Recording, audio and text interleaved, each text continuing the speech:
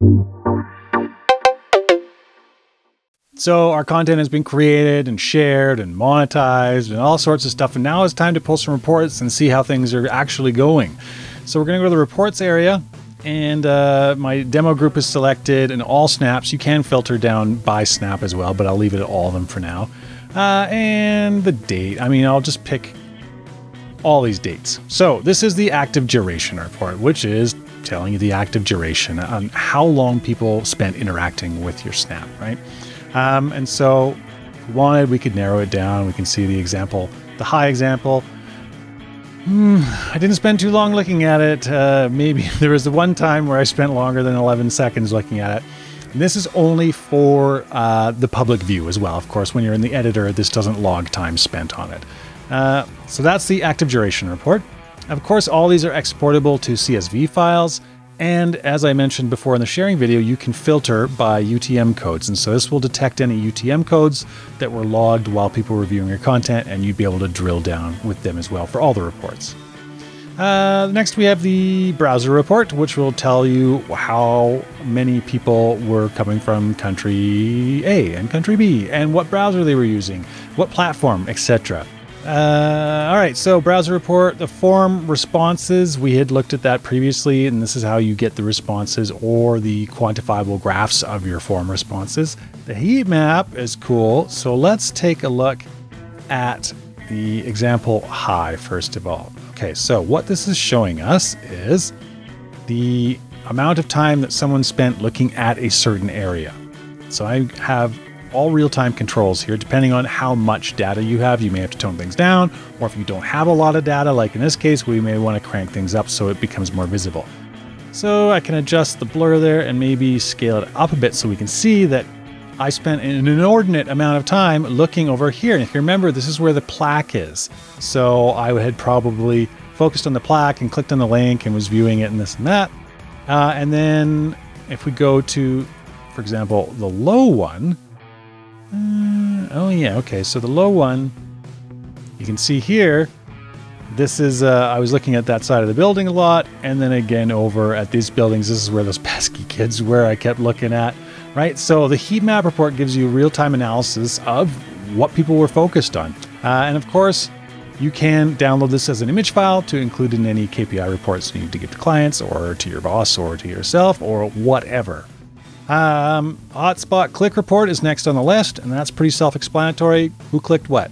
All right, so you can see here, I clicked the new hotspot for SeekBeak example low. And if we switch over to the high one, I click the, what else does this look like hotspot? What's cool about these reports is that it shows you the colors and the icons that were used. So if you want to do A/B testing, like for this one, I used the question mark icon, and I use this text with that background and that color.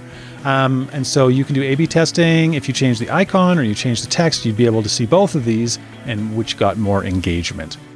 Snap View Count Report is a view count report. It was viewed 10 times in total. All of my snaps were viewed a boggling 41 times. We have the Snap List Report next. So this is more of a housekeeping report. This gives you a listing of the group name, group description, and then the unique identifiers, as well as the public URL. Every snap that you upload to SeekBeak has its own individual URL, so you don't always have to start a tour at point A and then go to, the end. You can start from any point and send out links to any one of your individual images. So this gives you a handy way of seeing what is what. The scheduled group summary report allows you to schedule a report to be sent to you every, what do we got here? Daily, weekly, monthly, quarterly, which will include a PDF attachments, which gives you some rough breakdowns of total views and things like that. You can include multiple groups. You can have it emailed to anyone on your team, and then you can set the different times and durations and frequencies down here. Social sharing report. This will give you a list of who did what to share your content. So you can see here that 10 people copied it to the clipboard, 3 copied the public URL, 1 copied a QR code, and then there was various other iterations of people copying your link or sharing your link. This is the team activity report. This is basically a, if something goes missing, this is the let's blame Bob, and you can go back and see that Bob accidentally deleted this or added this or changed this. So this is the activity report, which gives you a breakdown of who did what. It's an audit list, basically. Tour guide session report. This gives you a breakdown of your session lengths for tour guides. So here's my sessions and here's the total time I had. So I almost had 45 minutes of me talking to myself on tour guide. And then this is the various breakdowns of the sessions that I had when I was filming that one video. Next on the list is the traffic source report. So here we go. So this shows you where people are coming from when they view your content. So 40 people typed in the direct link, which would have been me just copying and pasting the link in. And then here's another one where I had linked to it from another page. Okay, so that's a breakdown of the available reports in SeekBeak, so you can get an idea of what's what.